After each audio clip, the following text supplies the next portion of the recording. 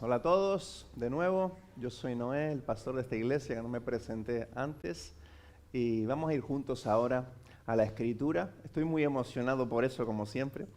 Preparar los mensajes es algo que cuesta, depende cómo seas. Tengo amigos, a mí no me pasa, pero que les genera incluso ansiedad, la etapa de preparación, de estudio y todo eso. Pero a todos, normalmente, vivimos diferente la preparación, pero llegar aquí a abrir la Biblia y verla juntos, eso es disfrutar. Y es lo que vamos a hacer ahora, disfrutar de acercarnos a Dios en su palabra. Y estamos en nuestra serie acerca de Jesús en el Evangelio de Juan, que me encanta porque es una manera casi explícita de caminar con Jesús, ¿no? Ser un discípulo de Jesús, como decía, es alguien que sigue a Jesús. A veces hemos vuelto el cristianismo como algo muy intelectual, y hablamos de cristianos, de creyentes, pero si hasta los demonios creen y no les sirve de nada. Ese no es el punto. Creer en Dios cree casi todo el mundo. Hasta los ateos, a poco que tienen un problema, creen en Dios. Pero seguir a Jesús es diferente. Ser un discípulo es alguien que ha encontrado en Jesús algo diferente y ha dicho, quiero que sea mi maestro. Entonces, quieres estar con Él, quieres ser como Él y quieres hacer las cosas que Él hace. Eso es alguien que es cristiano, que es un discípulo. Por eso nos emociona acercarnos al Evangelio de Juan juntos, porque estamos siguiendo a Jesús mientras vemos a Jesús en el Evangelio de Juan. Así que vamos ahí al capítulo 14, hay un texto ahí extraordinario, y hoy vamos a hablar acerca de cómo la manera en la que entendemos, aún estoy regular, así que me van a perdonar un poco, estamos ahí algunos enfermos todavía, en casa también, y creo que estamos haciendo una combinación de virus ahí, que no nos deja salir del todo. Así que si me ves un poco ahogado, ten un poco de paciencia. Decía que vamos a ver hoy aquí cómo la manera en la que entendemos las cosas, la manera en la que entiendes la realidad, cambia la manera en la que vives y cómo te enfocas. Por ejemplo, si tú crees que el mundo es muy peligroso, eso va a modificar la manera en la que te enfocas y vives, ¿no? Por ejemplo, saldrás poco de casa. Si tú crees que el mundo es un lugar súper seguro y que nunca pasa nada, posiblemente te conviertas, tu manera de vida incluya cierta imprudencia, ¿no?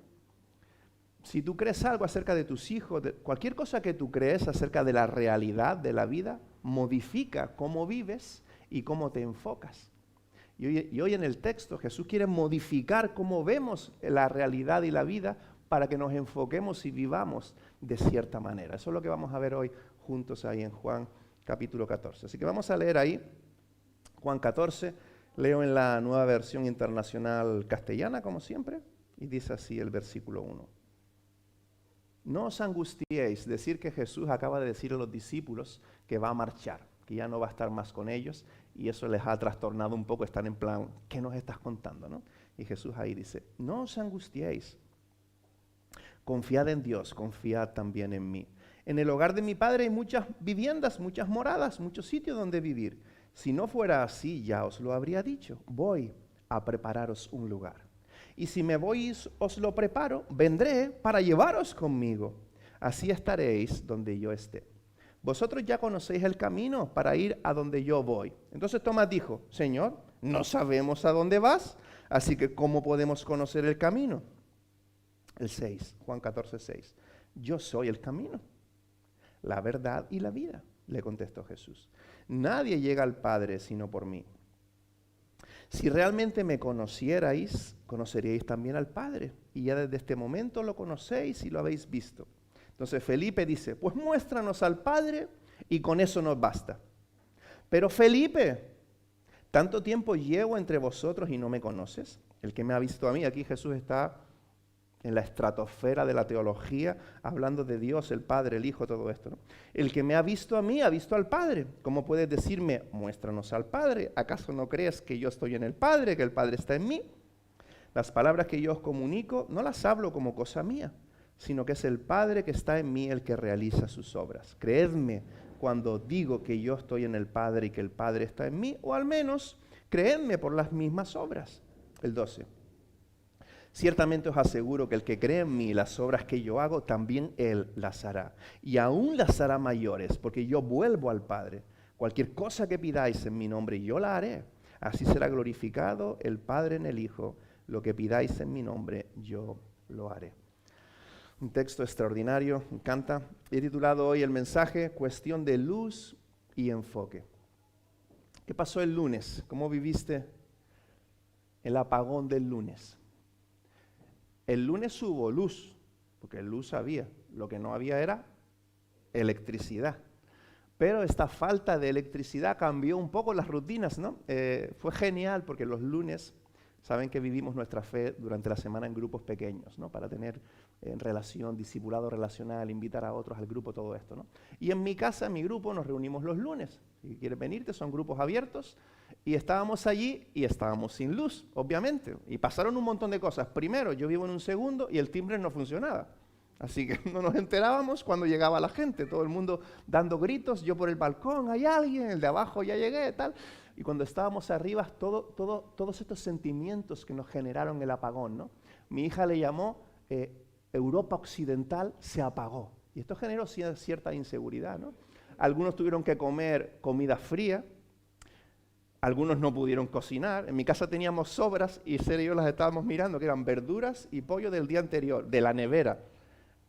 Como tenemos que comerlo frío porque no hay manera de calentarlo, ¿no? Al final teníamos una camping gas y pudimos hacer algo allí con la camping gas.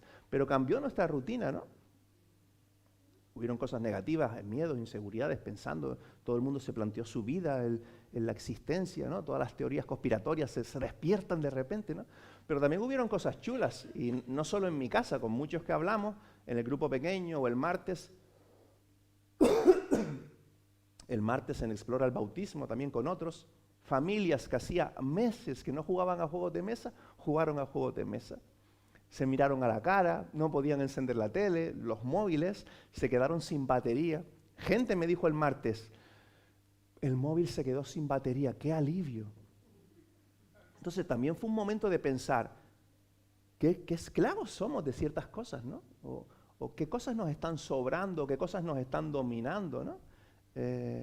A veces cuando los cristianos, cuando son muy puristas y se forma como este cristianismo de élite, de clase media, por ejemplo, criticamos mucho a los que fuman, ¿no? Porque dice la Biblia que no podemos ser dominados por nada, y está bien si eso nos hace daño, pero somos dominados por otras cosas. Y creo que el lunes, el martes, el miércoles nos dimos cuenta que a lo mejor sí que fumas y estás criticando a los que fumas, ¿no? Muchas cosas, ¿no? Cosas buenas, cosas malas. Fue un día como menos interesante. Y sin luz, sin electricidad, vivimos la vida de manera diferente, ¿no? Como decía, luz había, porque para empezar, encima, en mi casa, no sé si te pasó, pero conseguimos comprar unas velas y habíamos montado una cena súper chula, ¿no? Conseguimos una bombona, fuimos a 4 ferreterías, solo una bombona de camping gas, porque estaba agotado en todas partes, y pudimos calentar, o íbamos a poder calentar la cena, unas velas que conseguimos guapísimas, y justo cuando íbamos a cenar, volvió la luz. Realmente ni se hizo de noche, por lo menos en nuestras casas aquí donde vivimos, no se llegó a hacer de noche. O sea, luz había porque había luz del sol, había diferentes tipos de luces que funcionan a pilas, habían velas, o sea, luz teníamos, pero electricidad no. Pero una luz diferente, este es el hashtag, esta es la idea, una luz diferente nos llevó a enfocar el día de manera diferente, ¿ves? Una luz diferente nos llevó a enfocar el día de manera diferente. Y qué interesante que ya yo tenía este texto para compartir hoy con vosotros, y lo compartí en el grupo porque me parecía tan pertinente el lunes por la tarde leer a Jesús diciendo, no os angustiéis. Y fue tan fácil para mí pensar en cómo aplicarlo al apagón, porque ya estaba así. No os angustiéis, porque una luz diferente nos llevó a enfocar el día de manera diferente. Y Jesús quiere venir con su luz, porque Él es luz. En muchas ocasiones Él dice que es luz. Por ejemplo, en Juan 8, Sere también leyó estos textos del Antiguo Testamento. En Juan 8:2 Él dice, literalmente, yo soy la luz del mundo. El que me sigue no andará en tinieblas, sino que tendrá la luz de la vida. La luz que trae vida. Una luz diferente, y repito, esta semana es una prueba, te lleva a vivir de manera diferente. Jesús quiere venir con su luz a tu vida y a mi vida para cambiar la manera en la que enfocamos la vida. ¿Lo ves?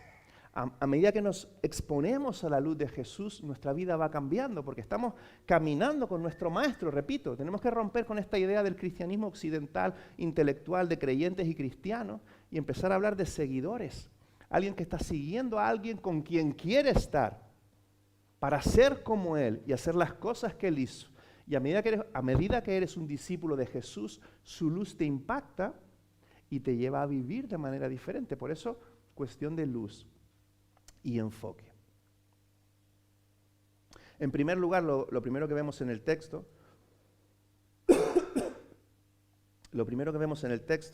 es que Jesús propone un nuevo enfoque para la seguridad, que es en lo que muchos pensamos. Yo lo pensé, estábamos en el grupo pequeño y normalmente dedicamos un ratito a orar. Saben que hemos sustituido los ratos mensuales que teníamos aquí por un rato en el grupo pequeño de oración y visión, de orar por personas que invitar, de orar por la vida, de orar. Y nosotros solemos hacerlo al final, pero yo desde que nos sentamos con el café, no sé si recuerdas, Melissa, Loli, yo ya quería, de hecho lo dije, estoy deseando llegar a la oración porque necesito orar, necesito hablar con Dios y recordar que Él es mi seguridad, porque me siento inseguro. ¿Cuándo va a volver la electricidad? Jesús propone un nuevo enfoque para la seguridad, porque ¿qué hace que te sientas seguro? La seguridad realmente es incierta, es ambigua, ¿no? Porque tu trabajo, tu nómina te hace sentir seguro, todo eso es muy ambiguo, ¿no? No solamente porque puedas perder o no tu trabajo, sino por el cambio en lo que vale la vida hoy en día, ¿no?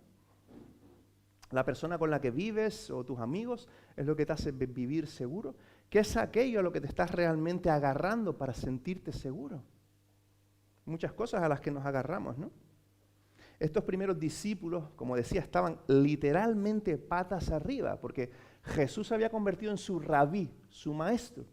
Entonces su vida, recordaba esta mañana, no sé por qué, me gusta Star Wars, pero no soy fanático, entonces soy más fanático de Marvel. Entonces si hablo de Star Wars puedo cometer errores que hagan daño a los fanáticos de Star Wars. Entonces no es mi deseo, soy principiante en Star Wars. Pero no sé por qué me acordaba, pensando en esta idea de redefinir lo que significa ser cristiano.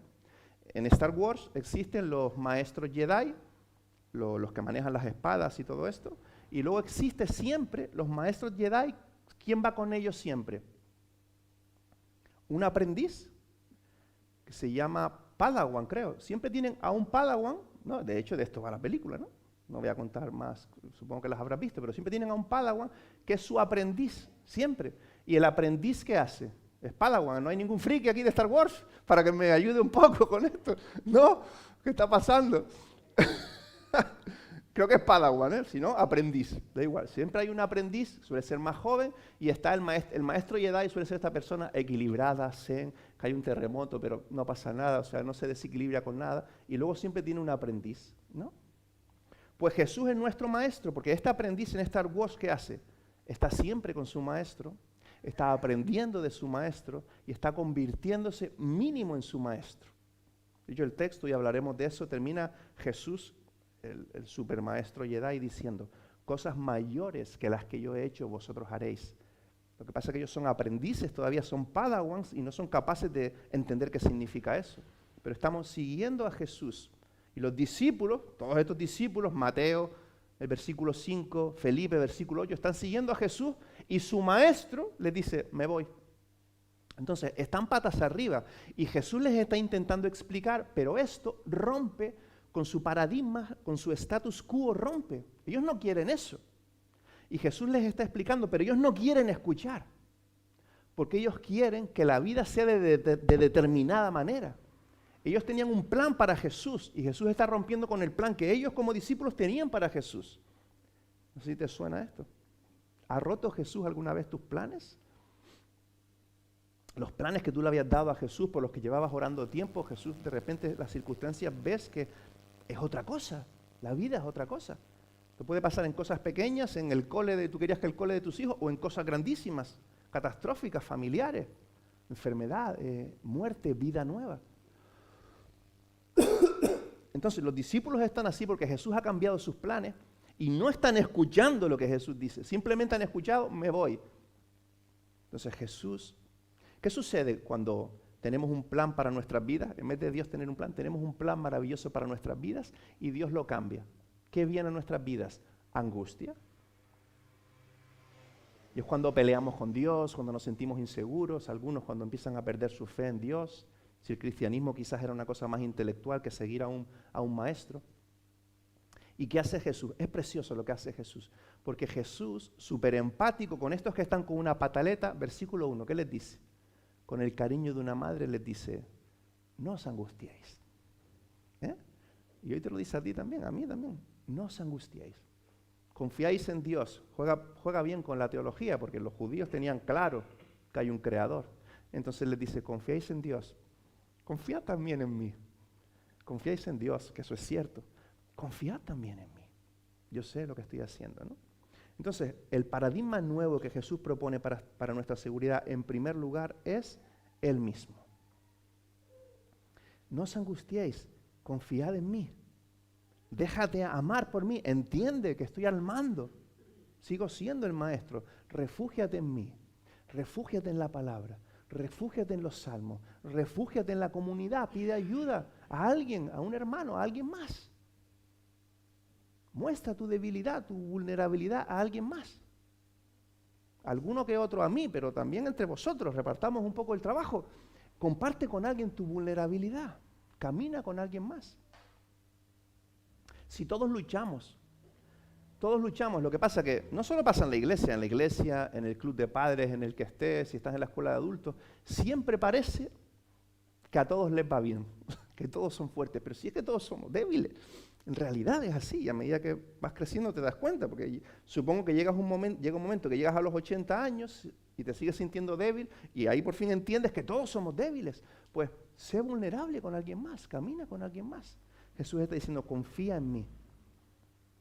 Y eso incluye todo esto, vive en la palabra, vive en comunidad, camina con alguien más, confía en Dios, déjate amar por Dios. Y en segundo lugar, súper interesante, versículos del 2 al 4. Jesús dice, estoy por vosotros, me voy, pero me voy a preparar un lugar. Dice el versículo 3, vendré a llevaros conmigo. No me voy para siempre tampoco. Él explica un poco el plan. Lo que ellos no pueden escuchar, porque Jesús ha roto su status quo y no quieren escuchar. Pero Jesús les está diciendo, vendré a llevaros conmigo. Ana, mi hija pequeña, puedes dejarlo así, pero estamos aún en el primer punto, otro enfoque para la seguridad. Y Ana, mi hija pequeña, pero que ya comienza el instituto en otoño, ya se está haciendo mayor, quiere bautizarse y me va haciendo preguntas últimamente, ¿no? Y esta semana me decía, estábamos en el ascensor, me dice, papá, ¿no será demasiado larga la eternidad? Dice, no nos vamos a aburrir allí. Este concepto, si te pones a pensar, llega un momento que no sabes cómo pensar, porque ni se puede pensar en la eternidad, escapa, eso solo en el cerebro de Dios sí hay espacio para pensar en estos términos, ¿no? Y yo le dije, ¿tú quieres dejar de vivir ahora? Me decía, no. Le digo, ¿y si ahora tuvieras la vida que te encantase, la cual te encantaría, vivieses en el sitio que te encanta, hicieses las cosas que te encantan, ¿querrías dejar de vivir? No. Pues si allí estaremos haciendo aquello para lo que fuimos creados para hacer, seremos felices haciendo las cosas que nos encantan, con las personas que nos encantan y con Dios, ¿crees que vas a querer dejar de vivir? No, y se acabó la conversación, ¿no? Pero es difícil de entender la eternidad. Y Jesús nos invita a pensar en esto. Es lo que dice el texto. Yo me voy a preparar un lugar, porque hay más vida, esto no es todo. Y esto nos cuesta un montón, ¿verdad? Realmente vivir a la luz de que esto no es todo, esto es el tráiler, y un tráiler malo, un tráiler triste porque hay dolor. No sé dónde escuchaba o leía estos días este texto de Apocalipsis poderoso, donde dice que allí no habrá más llanto, no habrá más muerte, no habrá más dolor. Dios va a administrar aquello de alguna manera, que va a cuidarnos de alguna manera para que ya no podamos hacer más mal. Nos va a dejar libertad solo para disfrutar del bien y de todo lo que fuimos llamados a hacer. Entonces quizás en tu dolor, en tu frustración, en tu pataleta particular, tienes que orar por esto. Señor, ayúdame a ver que hay algo más, que esto es un pequeño tiempo, estamos en misión ahora para dar a conocer a Jesús, pero la vida realmente viene después. Ahora también, no infravaloramos la vida, hay que hacer todo, hay que prepararse, hay que trabajar, hay que dar lo mejor, todo. Eso es un llamado del Señor, ¿no? Pero hay algo más. Esto es una chispa que tenemos que aprovechar para juntos llenar el cielo con más gente, facilitar puentes, vivir para alguien más, no solo para nosotros. Ya disfrutaremos tanto que jamás se te ocurrirá la idea de desear dejar de vivir. La vida será tan plena en esas viviendas, como dice la NVI, en ese lugar que Jesús está preparando, que jamás esta idea pasará por tu mente. Querrás vivir y vivir y vivir. Y eso nos anima ahora a tener esperanza y nos anima a la misión también de sacrificar un poco para vivir por alguien más. Además, no es el punto de hoy, pero cuando tú sacrificas para vivir por otros, encuentras vida. Lo hemos hablado otras veces, no es el punto de hoy, pero encuentras vida. Jesús dice, Pablo lo cita en Hechos diciendo, Jesús dijo que más bienaventurado es dar que recibir. Al final encuentras vida cuando das. Están los psicólogos hoy recomendando a las personas que están frustradas, deprimidas, centradas en su oscuridad, en su espiral descendiente, apúntate a una ONG, a voluntariado, haz algo por alguien más, porque eso nos trae vida también. Si te cuesta todo esto, bienvenido al club. Y este club tiene nombre, se llama el Thomas Club. Y en el versículo 5 ves por qué. Jesús está ahí hablando siempre palabras grandes. Este maestro es impresionante. La inteligencia de Jesús, la manera en la que desarrolla los conceptos es impresionante. Versículos del 1 al 4, cómo se dirige a los discípulos es impresionante.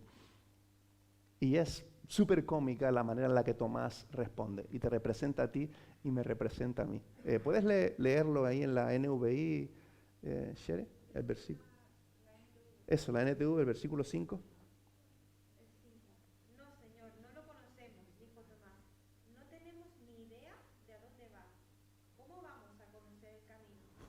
Tomás dice, el Señor, está muy bien todo lo que estás diciendo, conocéis el camino, pero si no sabemos a dónde vas, dice la NVI. Dijo entonces Tomás, Señor, no sabemos a dónde vas. Estás diciendo que sabemos a dónde vas, pero no sabemos a dónde vas. Así que, ¿cómo podemos conocer el camino?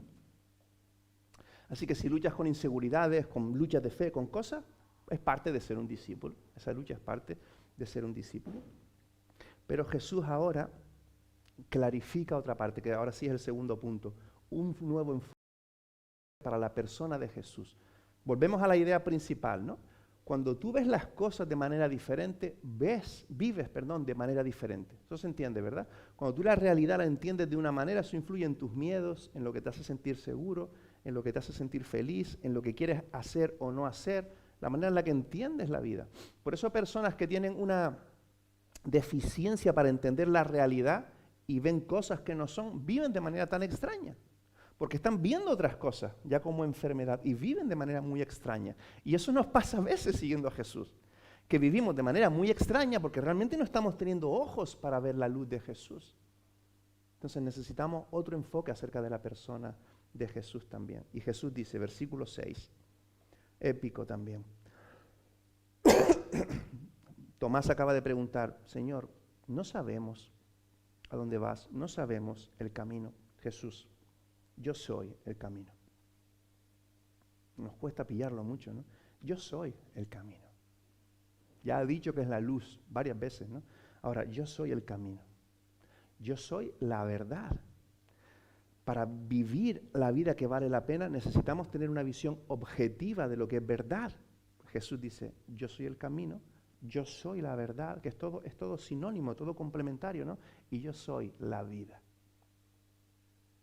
Nadie llega al Padre sino por mí. Los jóvenes fueron a ver la semana pasada o la anterior la película de Jesús de Chosen y quedaron muy impactados. De hecho, quedaron tan impactados que yo el domingo pasado subí con ellos arriba porque se llenaron de preguntas, porque el Jesús que vieron en la película no era el Jesús que ellos tenían en su cabeza, ¿no? Y fue guapísima la conversación con ellos, ¿no? Algunos decían, no entiendo a un Jesús angustiado. Jesús angustiado muchas veces. Otros decían, Jesús haciendo casi uso de la violencia, tirando mesas, impidiendo el paso de personas.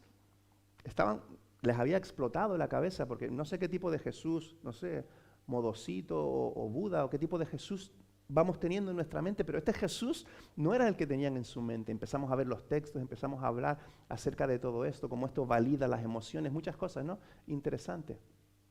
Porque como seguidores de Jesús, no tengas a un Jesús al que conoces. Sigue a un Jesús al que estás conociendo. Date ese espacio. Y no queremos poner toda la teología en duda, para nada. La teología está bien, la teología clásica está bien, la escritura está bien, pero nuestra percepción de Jesús necesita ser matizada, porque tenemos una tendencia, todos, a generar un Jesús a nuestra medida. De hecho, cuando hablamos de Jesús, si ahora repartiéramos 10 papelitos entre 10 personas, describa a Jesús en una frase, tendríamos 10 frases muy diferentes. Porque según cómo tú eres, te gustan más unas cosas u otras de Jesús y las amplificas más. O incluso podrías tener a un Jesús totalmente equivocado. Por eso tenemos que leer la Biblia, leer la historia de Jesús, tener tiempos como este juntos, donde queremos encontrar otro enfoque para la persona de Jesús. Porque esto va a impactar la manera en cómo vives y cómo te sientes y qué te hace sentir seguro. Por eso lo necesitamos tanto. Dice Jesús, el versículo 7, si realmente me conocierais, conoceríais también a mi Padre. Dice el 10, ¿acaso no creéis que yo estoy en el Padre? Yo soy ese ser creador, el ser eterno, aquí en carne y hueso, y el Padre está en mí. La Trinidad aquí indescriptible, ¿no? Las palabras que yo os comunico no las hablo como cosa mía, sino que es el Padre, el ser eterno, el generador de la existencia que está en mí, que soy yo también, el que realiza sus obras. Es Jesús, Dios, nuestro maestro Jedi no es solo un gran maestro, un tío que genera una ética increíble. No es solo eso, que también lo es, un tío inteligente, todo eso también. Es Dios eterno, es el creador de todas las cosas. Jesús fue aquel hombre criticado, vulnerable, pero nunca dejó de ser el verbo de Dios que sostenía el universo. Nunca dejó de ser ese ser. A este ser seguimos y por eso es confiable. Es confiable, por eso tiene autoridad para decir, no os angustiéis, confiáis en Dios, confiad también en mí. Jesús nos llama, dice el versículo 11, Jesús está como insistiendo, ¿no? Creedme, varias veces, si lees el texto, Jesús con mucha humildad está diciendo, confía en mí, cree en mí. Y al final, yo creo que por sus caras, por nuestras caras, por las caras de los discípulos, dice el 11, al menos creedme por las mismas obras. Ellos habían visto a Jesús hacer muchas cosas, ¿no? Dice, pues creedme por eso al menos, que eso os ayude a confiar en mí. Así que Jesús te está llamando a seguir a Jesús, querer estar con Él, para ser como Él y hacer las cosas que Él hizo, mientras tu vida es redefinida completamente, cada minuto de tu vida, por tu Maestro al cual sigues. Sígueme, confía en mí, vive mi diseño, obedece. Como veremos en la segunda parte del capítulo, en el capítulo 15, obedece como por amor. La obediencia como un impulso del amor.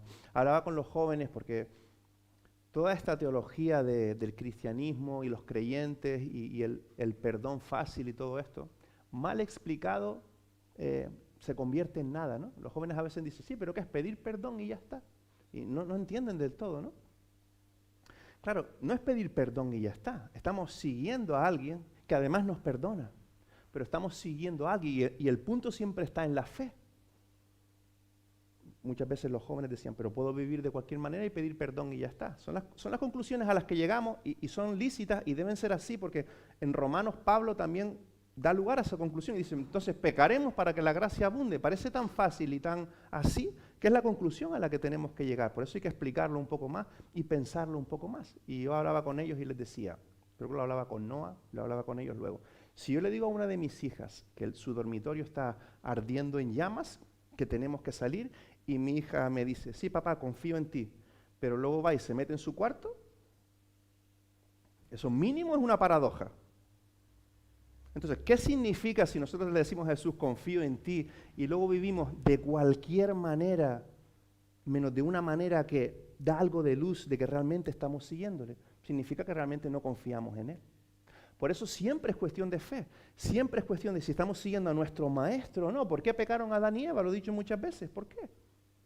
Porque no confiaron en Dios. Siempre es cuestión de fe. Pero cuando tú confías en Dios, confías en este maestro, tu vida comienza a ser impactada. Porque un discípulo, un seguidor, es impactado por su maestro. Siempre sucede esto. Y Jesús nos llama a esto, a que su diseño se convierta en nuestro diseño. Entonces, ¿de qué manera Jesús y su diseño cambian tu enfoque para la vida? La luz que Jesús viene a traer con su persona y su diseño, porque Jesús vino como persona, pero no vino en silencio. Vino a traer el diseño de Dios, porque la vida de Dios viene a través del diseño de Dios. Hay cosas que ocasionan muerte, destrucción y tristeza, eso no es la vida de Dios. Hay una vida de Dios, un diseño para vivir la vida de una manera determinada que sí trae la vida de Dios, sí trae el reino de Dios. Y Jesús vino con ese mensaje. Y mientras seguimos a nuestro Maestro, nuestra obsesión como seguidores, como padawans, es ¿cuál es la manera en la que tengo que vivir? Eso es un discípulo, alguien que confía en alguien que está definiendo de nuevo tu vida. Y por último, terminamos. Jesús nos da un enfoque, y esta parte es muy emocionante, nunca la había pensado profundamente, y bueno, no creo que llegara tanto como a profundamente, pero nunca me había parado un poco a pensar detenidamente en este texto, la última parte, un nuevo enfoque para la misión. Tercera y última idea, versículo 12, dice, después de hablarles, Jesús, mira todo el contenido que mete ahí en, quizás Juan también está haciendo un resumen, no lo sé, pero del 1 al 4 habla de la eternidad, de cosas futuras, de que estás preparando un lugar. Luego del 5 al 11 habla del Padre, de la Trinidad, conceptos que dejarían a los discípulos, si estaban patas arriba ya, y ahora de repente dice, ciertamente, de verdad, escuchadme ahora, dice Jesús, os aseguro que el que cree en mí, ¿ves ahí? Cuestión de confianza, cuestión de seguir a Jesús. El que confía en mí, el que cree en mí, las obras que yo hago, también Él las hará. Esto es súper fuerte. El que cree en mí, las obras que yo hago, también Él las hará. Coma. Y aún las hará mayores, porque yo vuelvo al Padre. Porque yo me ocupo. 13. Cualquier cosa que pidáis en mi nombre, yo la haré. Así será glorificado el Padre en el Hijo. ¿Notas el poder de este texto? Hay como un empoderamiento, una cosa grande en este texto. Jesús está delegando una autoridad grandísima en sus discípulos que ni entienden que Él se va. Ni entienden lo que les está diciendo. Y Jesús les está diciendo, haréis cosas mayores que las que yo he hecho. Y pedid, porque oraciones van a ser contestadas. Hay un poder ahí. Jesús les dice, ahora seguid vosotros. Yo me voy a ir, pero ahora seguid vosotros. En mi nombre haréis cosas mayores. Pedid, porque todo aquello que se alinee con mi nombre, lo haré. ¿Cuál es el punto aquí? Un llamado a vivir intencionalmente la misión. Jesús está diciendo que vamos a hacer cosas grandes en su nombre. Un llamado a vivir intencionalmente la misión de conectar a más gente con Dios. Servir a las personas en el nombre de Jesús, hablar a las personas del nombre de Jesús, y un llamado a vivir la misión desde la oración y la dependencia. Versículo 12, porque yo vuelvo al Padre, no porque vosotros seáis mucha cosa. Versículo 13, ora. Entonces no es cuestión de método, nunca ha sido cuestión de método. De verdad, lo que queremos hacer en esta iglesia, todos los cambios que propongamos son para alinearnos con el diseño de Dios para la iglesia. Por eso, por ejemplo, nuestra insistencia, tienes que estar en un grupo pequeño, porque el discipulado se vive en relaciones, donde unos con otros nos rozamos, nos servimos y caminamos juntos. No es por el método, es porque es bíblico. Es porque discípulos viven con discípulos siguiendo a Jesús en distancias cortas que luego se juntan de cuando en cuando, que también es bíblico, para escuchar la enseñanza de los apóstoles, por las personas que Él ya ha llamado a hacerlo. Entonces no es cuestión de método, siempre Él lo hace. Pero siempre Él haciéndolo, Jesús está diciendo cosas mayores que las que yo he hecho, haréis. Perdón, ser discípulos que crecen mientras facilitan puentes para otros. Discípulos que hacen discípulos, que a su vez hacen discípulos, y a lo grande, está diciendo Jesús. Entonces, ¿cómo te hace sentir este texto? Porque como idea es bonito. La iglesia va a hacer cosas mayores que las que Jesús ha hecho, pero somos tú y yo, ¿no? Recordemos esto. Lo hablo a veces con algunos de vosotros, a veces personas vienen con ideas, no, ¿por qué la iglesia no se ocupa de este problema, del otro? Yo les pregunto, ¿y la iglesia quién es? Hay un ente pasivo que no está haciendo nada que podría ser. La iglesia eres tú y soy yo, o sea, la iglesia somos todos nosotros. Entonces, este texto no es para ese ente que es la iglesia y el reino de Dios y las personas que se supone que tienen un montón de tiempo para ocuparse de las cosas que hay que hacer, pero que no lo están haciendo. Porque la iglesia eres tú y soy yo. Y sabes que una de las cosas que hago cuando me venís con ideas geniales es preguntarte, ¿cuándo vas a comenzar a hacerlo? ¿Y cómo te acompaño? Porque la iglesia eres tú. De hecho, dice la Biblia, dice el apóstol Pablo, que los pastores están para equipar a los santos para que hagan la obra del ministerio. Así que este texto es para ti. ¿Cómo te hace sentir el versículo 12 y el versículo 13? ¿Eres tú esa persona haciendo cosas mayores que las que Jesús ha hecho? ¿Orando por lo imposible? No sé a ti, pero a mí me hace sentir pequeño, de verdad. Me hace sentir pequeño este texto. Menos mal que esto es un proyecto comunitario y que yo lo hago contigo y que tú lo haces conmigo. Porque cuando estamos juntos sí me siento más poderoso, ¿verdad? No es lo mismo estar, por ejemplo, en nuestra parada de Navidad o de San Jordi, uno solo allí, que estar juntos. Y saber que en un rato viene el relevo. Y saber que hay personas orando. Eso es otra cosa, es poderoso. Somos una familia, ¿no? Pero este texto es para nosotros, que nos hace sentir pequeños. Y eso está bien. Tenemos que sentirnos pequeños, eso nos mantiene orando, y es lo que tenemos que hacer. Pequeños pero empoderados. Pequeños pero recordando que el Espíritu del Dios que generó la existencia y que puede abrir el mar y hacer todo lo que se proponga, vive en ti. Entonces, cuando vayas a cualquier cosa, quedes con amigos, por si surge una oportunidad de servirle, cualquier cosa que hagas, no vayas con timidez. Si eres tímido, sé tímido, pero no vayas con timidez. Ve, yo tengo al Espíritu de Dios. Aquí puede suceder cualquier cosa. El Dios que generó la existencia está conmigo. Vive pequeño, pero vive empoderado. Vive así también. No es orgullo. Jesús nos está diciendo, es la realidad. Que el Dios que pueda hacer así, convertir agua en vino, vive en ti y quiere hacer a través de ti cosas grandes. Quizás en el corto plazo a veces no sucede mucho, pero en el largo plazo van sucediendo cosas. Entonces vive con esta expectativa del poder de Dios. Y ora con esta expectativa. Mandé un texto, que ahora no recuerdo la cita, se envió por la lista de difusión hace unas semanas un texto. El apóstol Pablo dando gracias a la iglesia porque sus oraciones habían cambiado las cosas y muchas cosas habían sucedido porque ellos habían estado orando. Eso está en la Biblia. Entonces la oración es estar con el Padre y disfrutar de estar con Él, primero de todo. Por eso el Padre Nuestro comienza Padre Nuestro.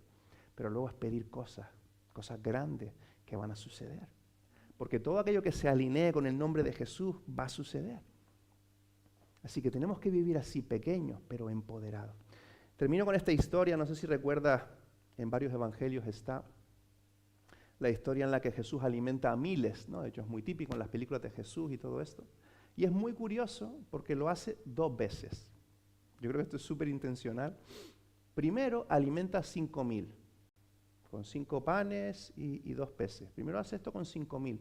Y luego, un poquito más adelante, en la Biblia suele ser un capítulo o 2 más adelante, vuelve a hacer lo mismo con 4,000. Y aquí son 7 panes y dice el texto, algunos peces pequeños. Era tan poca cosa, algunos pececillos pequeños.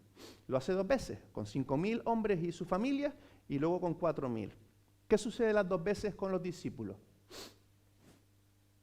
Cuando Jesús les dice, alimentadlos. Las 2 veces, la primera lo entendemos.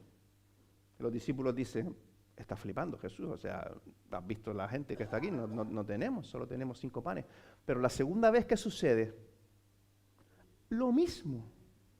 Le dicen, Jesús, ¿qué estás diciendo? Hay como un aturdimiento ahí espiritual, mental, por eso tenemos que repetirnos, quizá para esta semana, soy pequeño, pero poderoso, en el nombre de Jesús. ¿Y Jesús qué hizo las 2 veces? Lo que solo Él puede hacer. Alimentó a los miles con unos poquitos panes y unos poquitos peces. Jesús las 2 veces hizo lo que solo Él puede hacer. Entonces, ese Jesús que puede hacer eso, es nuestro Jesús. No sé si esto es la noticia de la semana, pero ese Jesús que hizo eso las 2 veces, es el Jesús que camina con nosotros todo el tiempo. Orábamos, lo decíamos aquí hace un par de semanas, orábamos por el bebé de una amiga de Loli, que estaba enfermo, que tenía un problema cardíaco, que era muy peligroso, que había que operarlo, y estuvimos orando en el grupo pequeño en mi casa por él, y a las 2 semanas, cuando Loli vuelve, nos dice, fueron al médico, y el cardiólogo le dijo a la mamá que no sabe qué ha pasado, pero el problema no está. Entonces, cosas grandes pasan, y personas se salvan, y a veces Dios quiere que personas mueran, a veces quizás es misericordia, porque a veces Dios cuando se lleva a alguien, se lo lleva con él, si es de él, y un bebé siempre es de él. Pero cosas grandes pasan.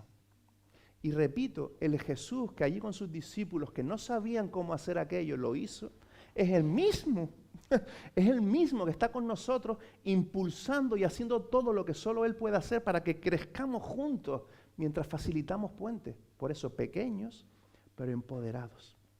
Y ojalá que este enfoque diferente para la seguridad acerca de quién es Jesús y para la misión redefina un poco cómo viviremos esta semana y de aquí en adelante. Y esto es lo que hacemos continuamente, por eso cada día vamos a Jesús, ¿no?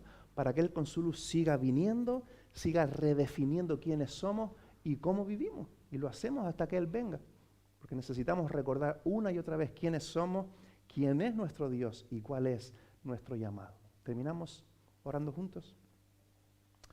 Pues Padre, gracias por haber venido, Dios mío, en la persona de Jesús.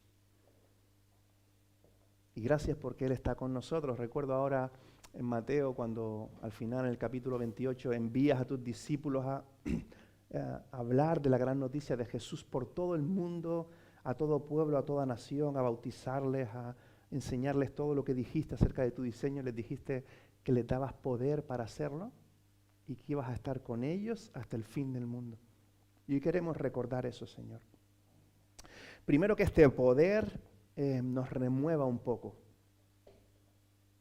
que nos saque quizás de nuestras espirales, de nuestras vidas centradas en cualquier cosa, en nosotros mismos, en cualquier historia, y que nos saques a vivir como seguidores de un maestro. Mientras juntos toreamos la vida, pero seguidores de un maestro, pequeños, pero empoderados. Y Señor, no sabemos qué deseas hacer en estos municipios a nuestro alrededor, estas comarcas a nuestro alrededor, pero ayúdanos a estar expectantes por lo que estás haciendo, por lo que vas a hacer.